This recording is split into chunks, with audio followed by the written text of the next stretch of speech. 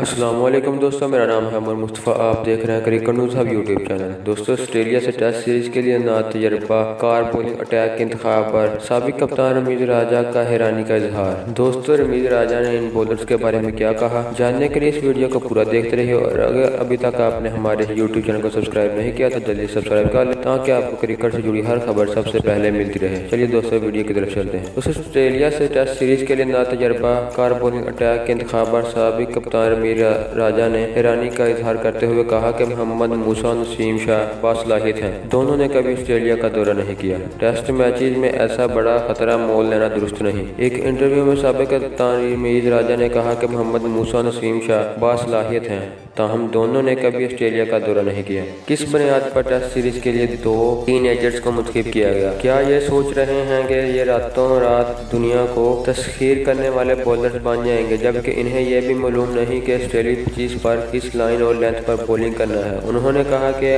آپ ایک نوجوان بولرز کو موقع دے سکتے ہیں، تاہم پورا اٹیک ان پر مشتمل نہیں ہونا چاہیے۔ ٹی20 کرکٹ میں تو نئے چہروں کو آزمایا جا سکتا ہے، تاہم ٹیسٹ میچز میں ایسا بڑا خطرہ مول لینا درست نہیں۔ انہوں نے کہا کہ عمران خان سینئر کا 2 سال بعد کم بیک ہو رہا ہے۔ پیسر ویسے بھی ایشین کنڈیشن کے لیے زیادہ موزوں ہے۔ پاکستان کو محمد حسنین جیسے فاسٹ بولرز کو ٹیسٹ میں بھی آزمانا چاہیے تھا، جو 150 کی رفتار سے بولنگ کر سکتا ہے۔ اسی طرح سے گزشتہ روز دورہ آسٹریلیا میں ٹیم کے ساتھ رہنے والے محمد نواز اب بھی اچھی کارکردگی کا مظاہرہ کر رہے ہیں، ان کو بھی اسکواڈ میں شامل کرنا چاہیے تھا۔